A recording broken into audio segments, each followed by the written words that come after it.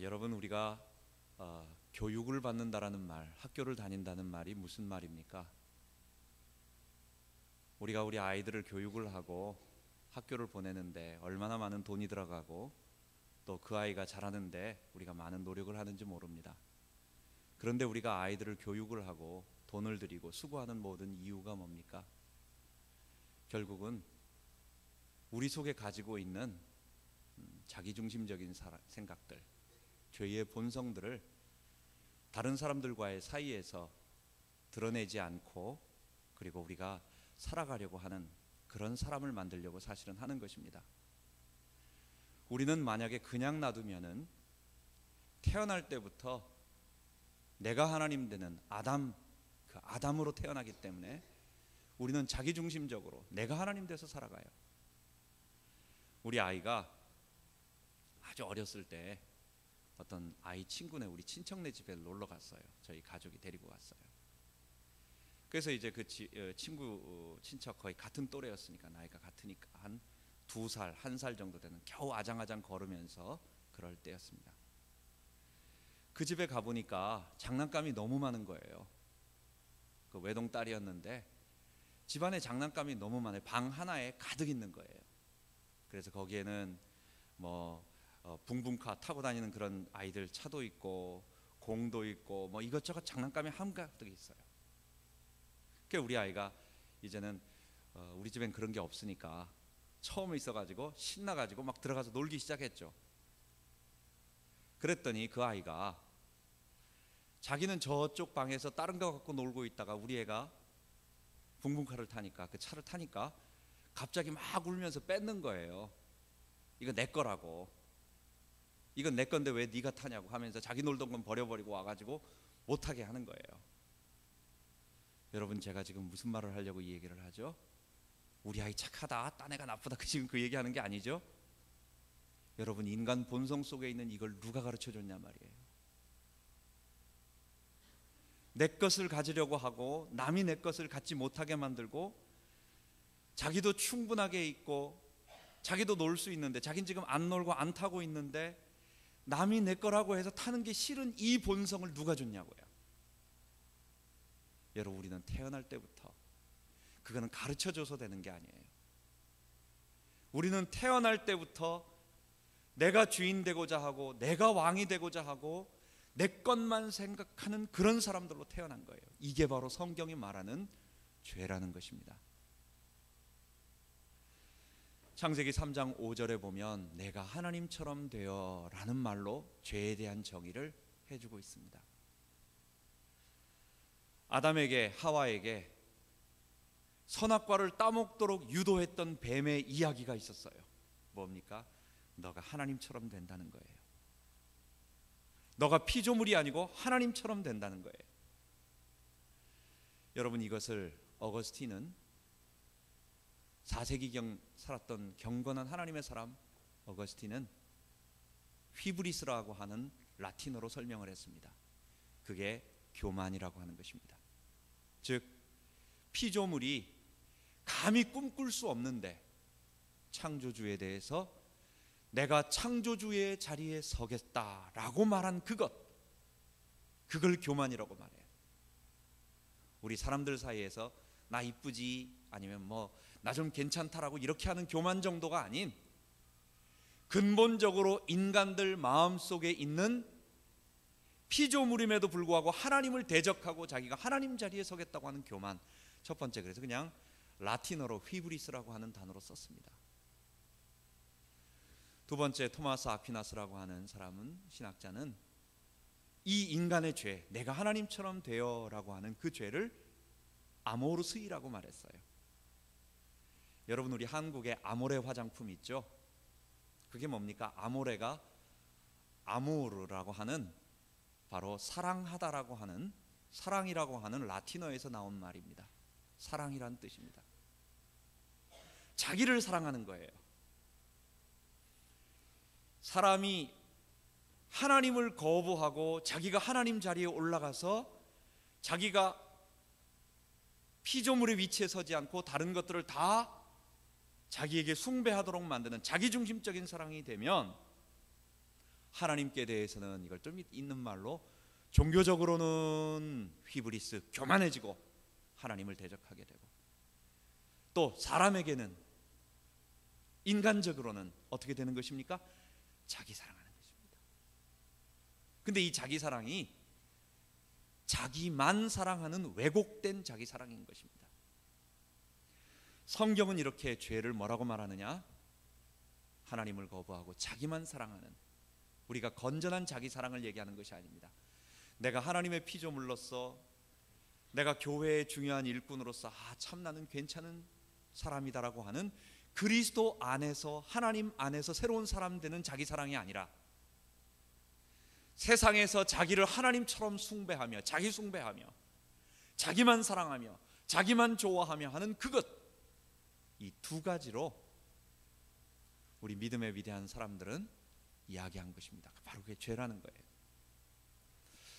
여러분, 이러한 죄를 생각해 볼 때 예수님은 그러면 십계명을 통해서 우리에게 하나님이 주신 이 죄를 치료하고 우리를 변화시키고 우리로 이 죄에서 건져내서 다시 거룩한 하나님의 사람으로 만드는 이 율법과 십계명을 예수님께서 딱 정리해 주신 거예요.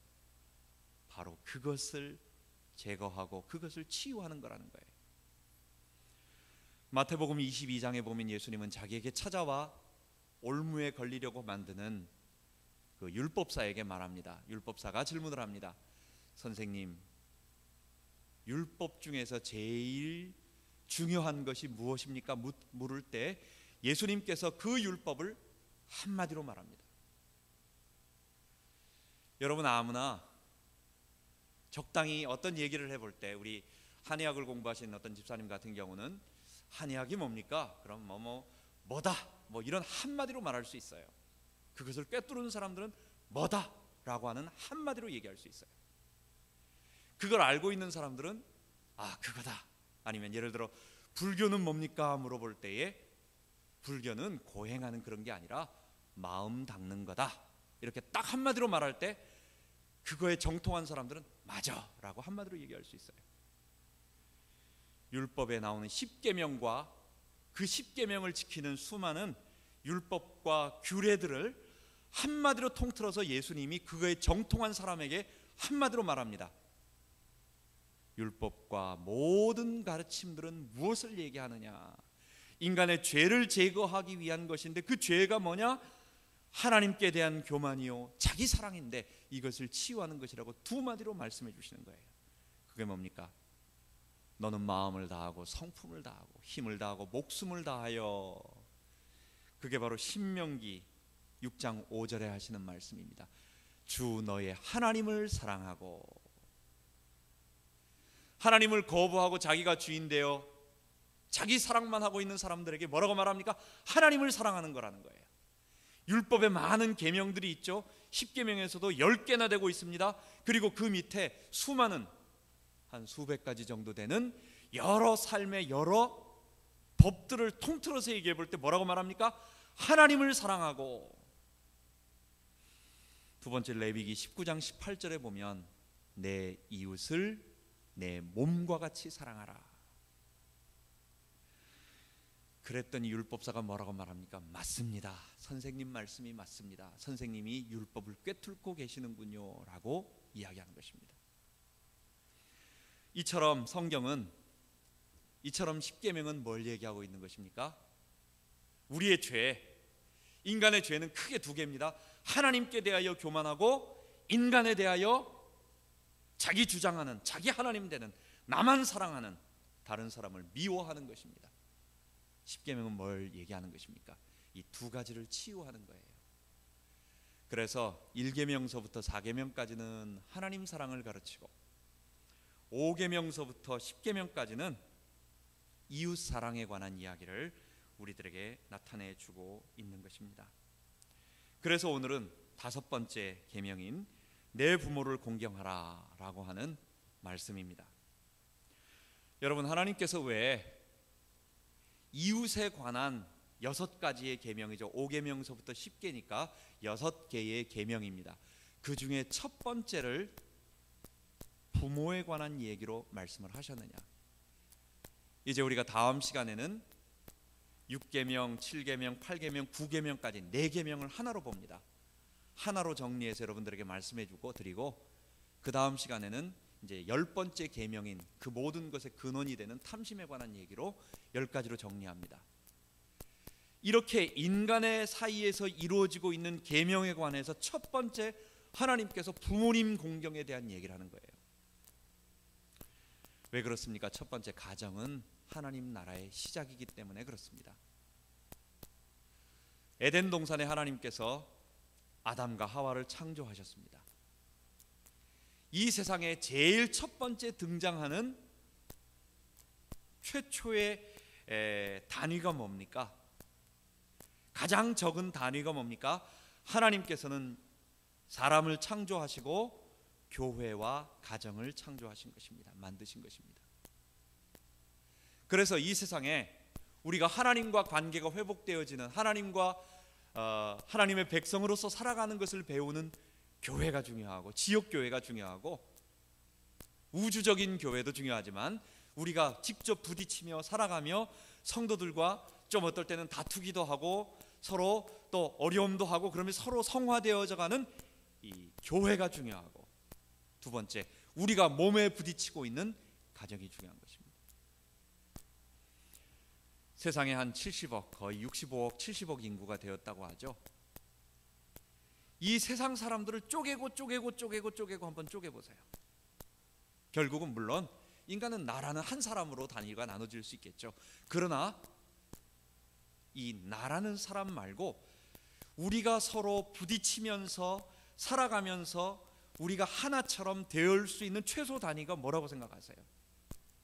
우리의 생명체는 뭐로 되어져 있습니까? 셀로 되어져 있습니다. 세포로 되어져 있습니다. 이런 세포들이 수십만 개 이상의 것으로 우리의 육체, 피부를 구성하고 모든 것을 다 구성하고 있어요.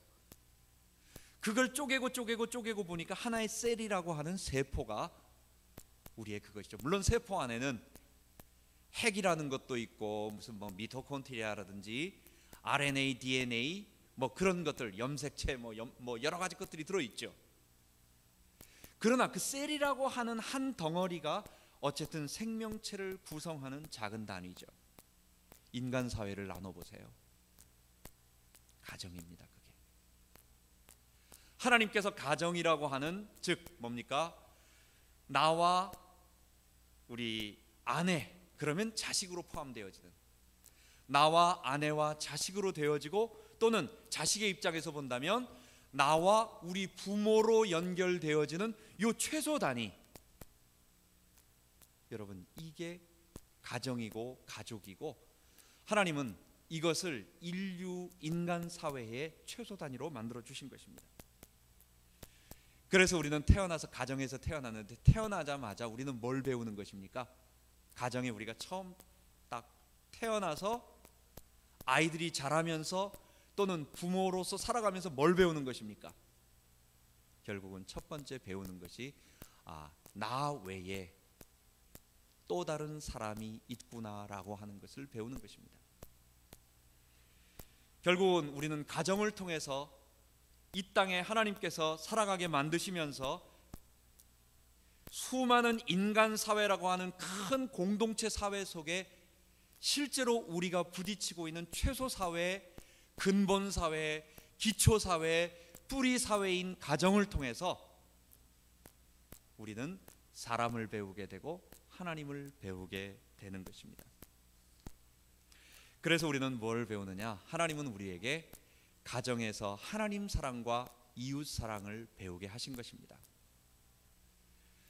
5번째 계명인 5계명에서 앞으로 나올 6가지 전체의 이웃 사랑을 하라고 하는, 인간을 사랑하라고 하는 하나님 사랑은 이미 1계명과 4계명까지 다 말씀해 주셨어요. 근본적인 것을 다 말씀해 주셨어요. 그 다음에 이제 우리가 실제로 부딪히면서 이웃 사랑하는 그 첫 번째를, 부모 공경을 얘기하는 것은 뭐냐? 첫 번째입니다. 부모는 하나님의 대리자이기 때문에 그렇습니다. 마틴 루터는 하나님은 부모님을 우리 인간들에게 하나님의 대리자로 주셨다라고 이렇게 가르쳤어요. 왜냐? 우리 부모가 우리 하나님을 대신해서 우리의 육체를, 우리의 몸을 태어날 수 있도록, 조성할 수 있도록 만들어주고, 그리고 하나님께서 우리에게 생명을 불어넣으셔서 우리가 인간이 되었기 때문에 그렇습니다. 그래서 우리는 우리의 부모님들을 보면서 하나님께서 우리를 하나님의 대리자로 보내셔서 우리를 창조해 주셨구나라고 하는 것을 알게 되는 것입니다. 또한 우리 부모님들이 우리 자녀를 향한 헌신적인 사랑들이 있잖아요. 우리 어머니가 우리에게, 또는 우리 아버지가 우리에게 아낌없이 주는 그 헌신적인 사랑을 보면서 하나님의 사랑이 이런 거구나. 우리가 태어난 아이가 자라면서 가정에서 부모를 보면서 하나님이 계신 거구나. 하나님이 나를 창조하셨고 하나님이 내게 이런 사랑을 베풀어 주셨구나 라고 하는 것을 알게 되는 것입니다. 칼빈은 기독교 강요에서 이 5계명을 설명하면서 이런 얘기를 합니다. 우리 인간은 태어나면서부터 부모는 그냥 우리 부모만 얘기하는 게 아니에요. 모든 사람, 윗사람들을 다 얘기하는 것입니다. 우리 윗어른을 본능적으로 우리는 숭배하지 못한대요. 우리는 그들을 섬기지 못하고 순종하지 못하고 공경하지 못한대요. 왜 그렇습니까? 우리 인간 본성 속에 내가 주인 되고자 하는 본성이 있기 때문에 우리는 절대로 우리의 부모를 또는 윗사람을 순종하지 못하고 우리는 그들에게 섬기지 못하는 것입니다. 그래서 하나님께서 가정에서 부모를 섬기라고, 제일 어려운 거기 때문에 그렇습니다. 제일 어려운 것을 우리들에게 말해주고 있는 것입니다. 그래서 이제 세 번째, 나는 나 입장에서 말하는 것입니다. 나는 가정에서 부모를 공경함으로 하나님 경외하는 것을 배우는 것입니다. 우리 옛날 어른들 말에 자식 사랑은, 부모가 자식을 사랑하는 것은 우리 이렇게 내려가잖아요. 내려가는 걸 내려간다 이렇게 표현해 가지고 내리사랑이라고 말합니다. 부모가 자식을 가르쳐주는 것은, 사랑하는 것은, 내리사랑은 가르쳐주지 않아도 저절로 되어집니다. 이게 하나님의 특별한 은총이죠. 일반 은총이죠. 왜냐하면 우리가 아무 어떤 스스로 설 수 없는 아직 미성년자와 어린아이였을 때 부모의 사랑을 받지 못하고 크게 되면 사람은 이상해지는 거예요. 그렇기 때문에 하나님은 부모들에게 이 죄가 지배하고 아직도 파괴되어진, 죄로 말미암아 다 무너진 이 세상 속에 그래도 세상을 올바른 세상으로 돌아갈 수 있도록 부모의 사랑은 막아두지 않으셨어요. 그거는 그대로 놔두셨어요. 이게 하나님의 일반 은총이에요. 부모님의 사랑을, 우리는 내리사랑을 그대로 받게 됩니다. 그래서 세상이 그래도 이만큼 불신자들 가운데서도 부모의 사랑이 여전히 남아있기 때문에 그래도 아이들이, 불신자 아이들 중에서도 완전히 빗나가지 않고 그래도 어느 정도 세상이 유지되는 것입니다. 하나님의 일반 은총인 것입니다. 부모가 아이들에게 하는 사랑을 내리사랑이라고 말하는데, 우리가 자식이 부모에게 하는 사랑은 올라가는 겁니다. 새가, 아니면 비행기가 하늘로 날아 올라갈 때 치솟아 올라간다 그러죠. 밑에 있는 사람이 어떤 막 밑으로 올라갈 때 치받고 올라간다고 하죠. 이 치라고 하는 것이 올라가는 것입니다. 뚫고 올라가는 것입니다. 자녀가 부모를 사랑하는 것, 자녀가 부모를 공경하는 것, 위에서 내려가는 사랑은 내리사랑, 밑에서 올라가는 사랑을 치사랑이라고 우리는 보통 표현을 합니다. 자녀가 부모를 사랑하는 것, 부모를 공경하는 것은 이건 본능의 해결 같은 것이 아니기 때문에 가르쳐줘야 한다라고 말합니다. 왜 그렇습니까? 우리 본성 속에 우리는 내가 필요한 사람만 사랑해요. 내 아내, 여러분 어떻습니까? 내게 도움이 돼요. 내가 좋아할 만한 뭐가 있어요. 또한 하나님은 남자와 여자를 한 사람으로 만들었기 때문에, 한 몸으로 한 가정을 이루기 때문에 사랑의 감정을 주세요. 나의 아내나 나의 남편은 내가 사랑할 만한 뭐가 있어요. 어떨 땐 밉기도 하지만, 그러나 내가 사랑할 그 무언가가 있다고요. 그래서 당연히 사랑이 갑니다. 내 자식에 관한 것은 이건 더 본능적이에요. 그래서 말해주지도 않아도, 가르쳐주지 않아도 저절로 사랑이 갑니다. 얘가 나에게 잘하는 거 없고, 얘가 오히려 나에게 애를 먹이고, 얘가 나에게 고통이 줘도 그래도 그에게 무한한 사랑이 저절로 가는 거예요. 그러나 부모에 관한 것은 그렇지 않습니다.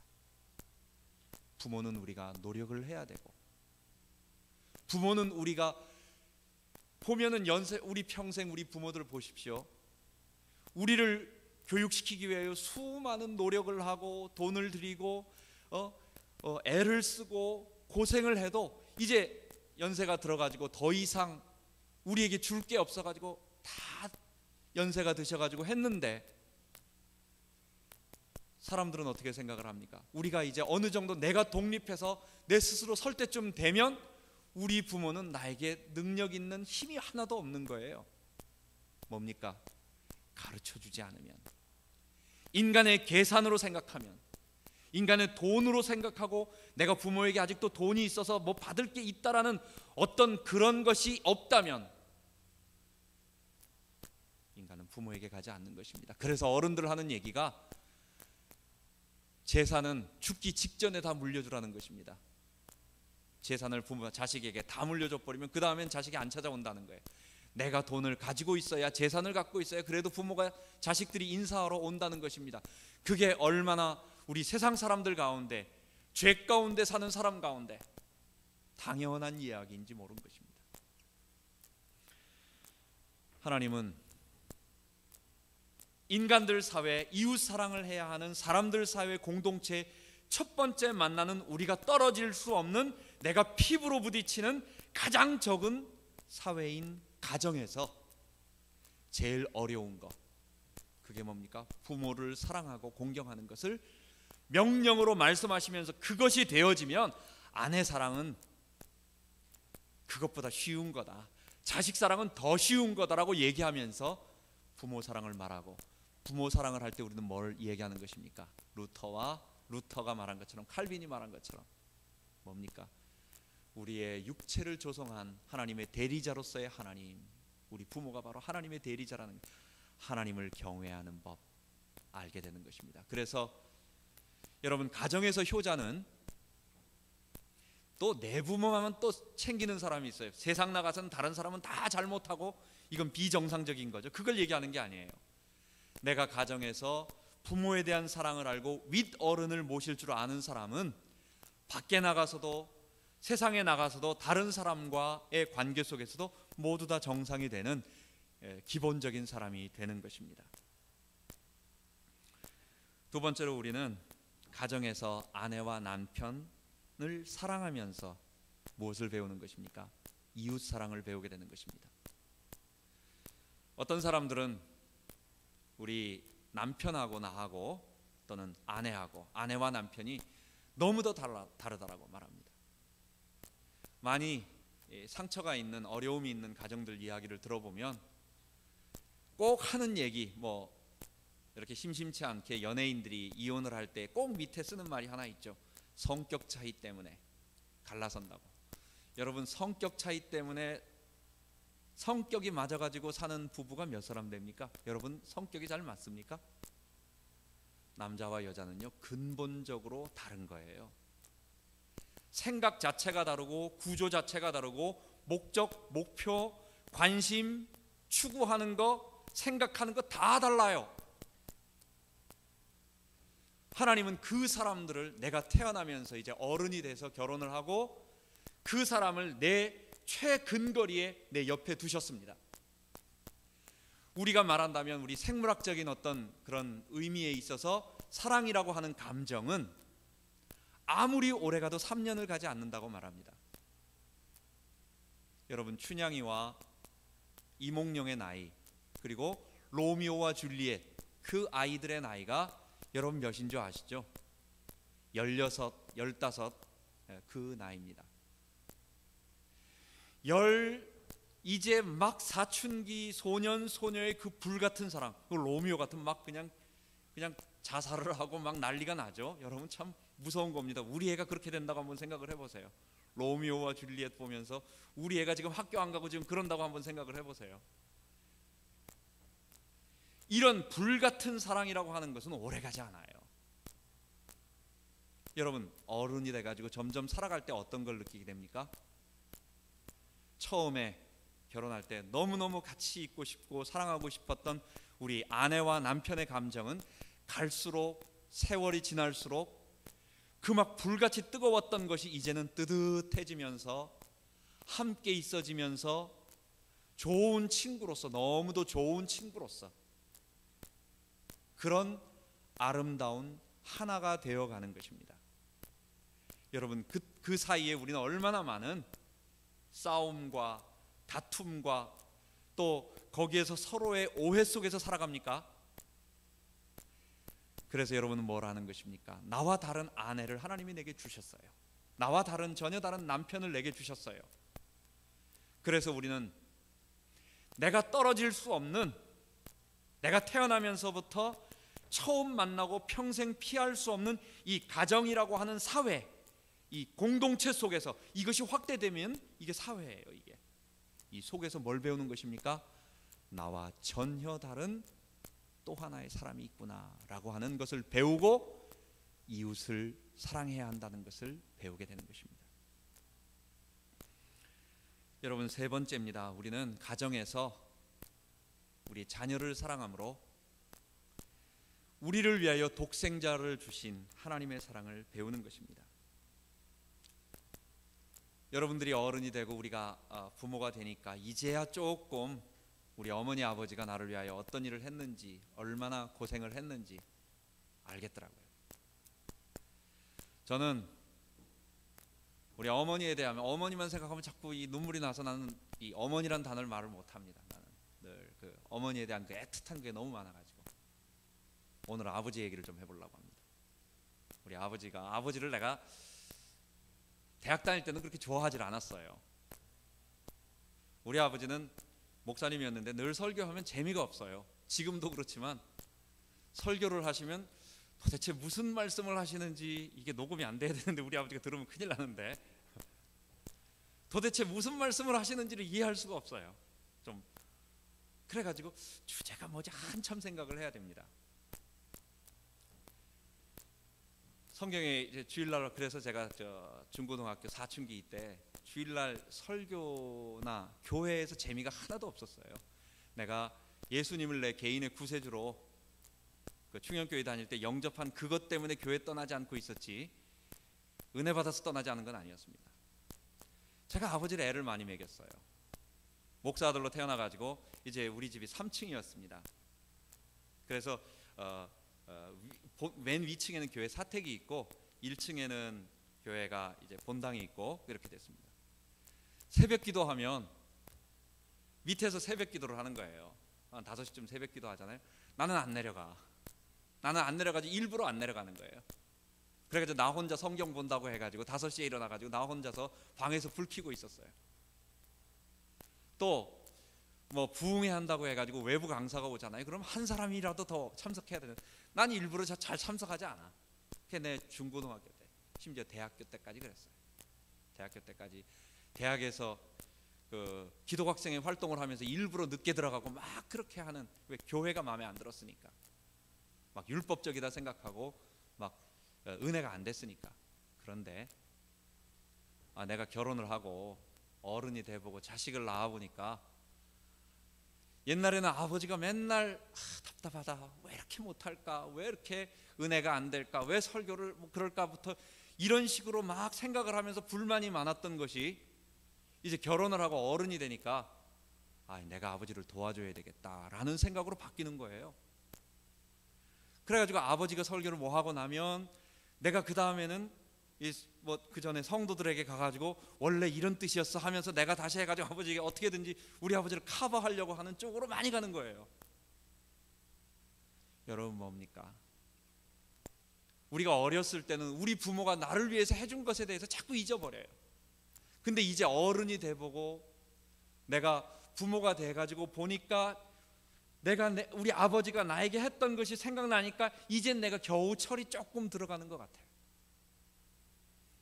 여러분, 우리는 부모님이 돼 보면 내 자식에 대해서 무조건적으로 아버지한테는 아버지 내가 좀 뭐가 필요한데 지금 혹시 없습니까? 네, 지금 꼭 필요합니다 하면 아버지는 없는 거라도 자기가 어떻게든지 해가지고라도 돈이라도 모아가지고 주려고 하는 늘 그런 게 있어요. 여러분, 우리도 마찬가지예요. 우리 자식에 대해서 그래요. 여러분, 거기서 우리는 뭘 배우는 겁니까? 하나님이 그러셨구나.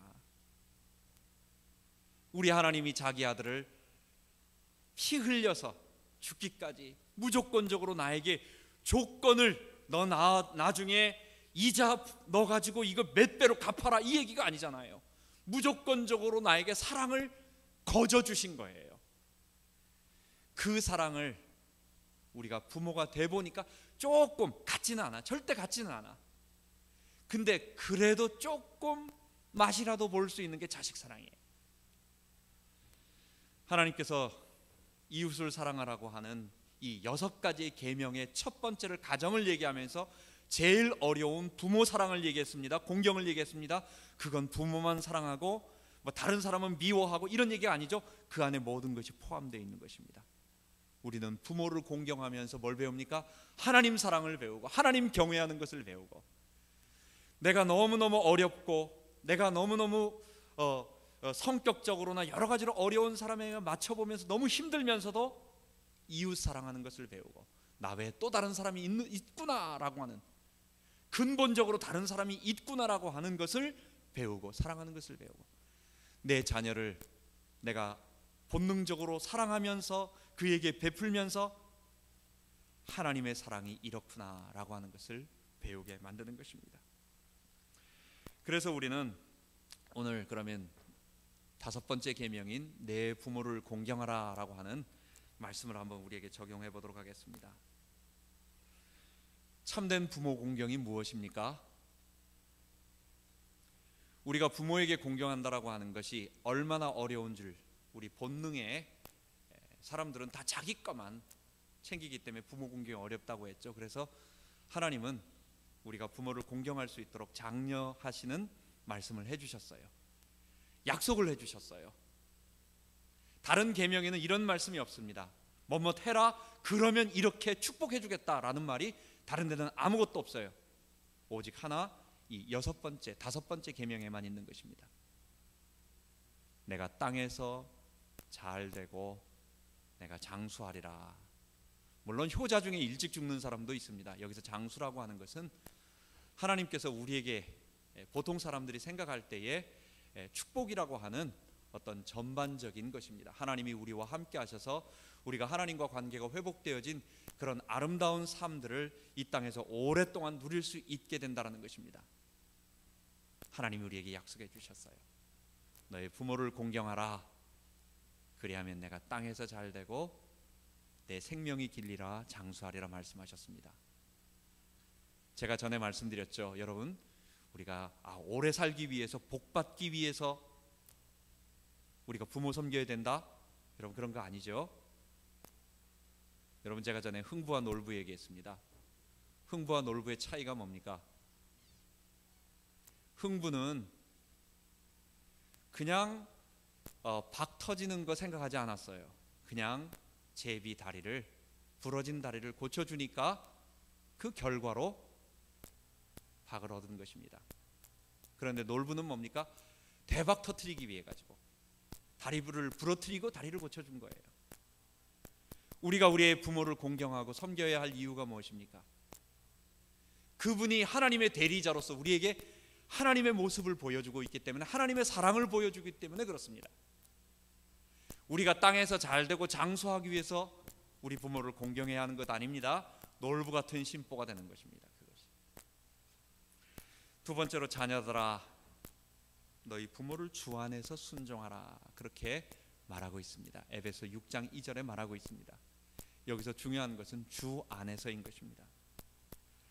믿는 부모는 당연하게 우리에게 어려움을 주지 않아요. 그러나 불신 부모일 경우가 있습니다. 우리의 부모님이 아직 신앙을 갖지 못했을 때, 부모님은 이 영적인 세계, 하나님과 인간에 관한, 우리가 하나님을 어떻게 섬겨야 되는지 예수님을 통해서 우리가 구원받았다라고 하는 이 생명의 도를 알지 못합니다. 그래서 부모님의 가르침이 이 자녀들에게 성경과 위배되어지면서 하나님과 점점 멀어지도록 의도적으로 불신 부모들은 그렇게 하는 경우가 있습니다. 이때가 문제가 되는 것입니다. 여러분, 우리는 어떻게 해야 되겠습니까? 주 안에서 순종해야 되는 것입니다. 그렇다고 정면 대적하면서 부모에게 막 그렇게 하는 것은 인간의 도리로서 되지 않죠. 지혜롭게 하는 것이 필요합니다. 그러나 결국은 부모님이 올바로 되기 위해서, 그리고 부모님이 지금은 잘 모릅니다. 내가 부모님께 순종하는, 이 불순종하는 것처럼 보입니다. 주일날 너는 내가 나하고 모여있자고 하는데 주일 예배 가야 된다고 안 나옵니다. 어떨 때는 또 제사를 지내야 된다라고 어떤 식으로 얘기를 합니다. 이런 여러 가지 것들로 어렵게 만들어요. 그러나 우리의 마음속에는 뭡니까? 우리가 부모님의 말씀을 성경의 말씀으로 지키면서 부모님을 나중에 건져낼 수 있어야 되는 것입니다. 저희 집안 가정이 저희 할머니 때부터 예수를 믿게 됐어요. 대대로 불교 집안은 아니었습니다. 유학자의 집안으로, 안동에서 우리 할아버지 일가가 안동에서 맨날 절하고 우리 조상 숭배하던 그런 집안이었습니다. 우리 집안 식구 다 뒤져보면 아무도 교회 다니는 사람이 없었어요. 우리 할머니가 어쩔 수 없이, 할아버지가 아버지 7살 때 돌아가셔가지고 먹고 살 게 없어가지고 어쩔 수 없이 대구로 나와서 갈 데 없으니까 교회 가고, 교회에서 밥 해주는 그런 일을 하면서 그래서 예수를 믿게 된 거예요. 우리 아버지 그리고 거기서 이제 신학교 가서 목사님이 된 거죠. 일가 집안에서 제사 때마다 안 나온다고 얼마나 핍박했는지 모릅니다. 아버지가 이제 할아버지들 계실 때는, 우리 아재들 계실 때는 늘 저거는 말이야 조상도 모른다고, 아버지도 모른다고, 제사도 안 지낸다고 이러면서 늘 왕따시키고 집안에서 그렇게 했어요. 그런데요, 제사 열심히 참석한 애보다도 우리가 제사를 안 지내고 신앙을 가지고 복음을 가지고 우리가 꿋꿋하게, 그렇지만 뭐 거기에다 돈은 그래도 잘 냈습니다. 그래도 돈 낼 때는 계속 가서 가족 모임 때 돈만 잘 내면 돼, 하여간 돈을 내는 겁니다.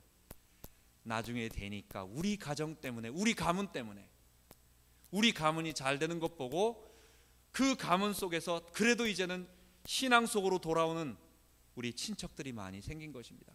거기서 부모님 말씀 듣는다고 우리가 그럼 부모님께 순종한다고 가서 제사 지내고 같이 막 그렇게 하면 어떻게 되겠습니까?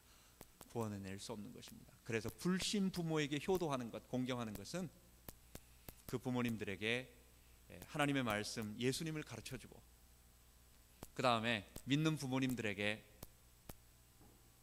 우리가 공경하는 것은 우리가 신앙 안에서 잘 자라고, 우리가 하나님 섬기고, 우리가 교회의 중요한 일꾼이 되고, 우리 가정이 화목하고 믿음 안에서 자라는 것 보면 그것이 바로 부모님을 공경하는 것, 믿는 부모님을 공경하는 것이 되는 것입니다. 마지막으로 방법으로 우리가 그럼 어떻게 공경해야 되겠느냐? 여러분, 우리가 부모님께 효도하는 것이 있습니다. 우리 부모님을 늘 찾아뵙기를 부모님들이 원하시는 것 같아요. 부모님의 관심은 늘 자녀가 어디 있는지 늘 거기에 관심이 있기 때문에, 우리는 우리 삶이 바쁘다고 해서 또 우리 자녀들만 관심이 가기 때문에 우리 부모를 잊어버릴 때가 많이 있어요.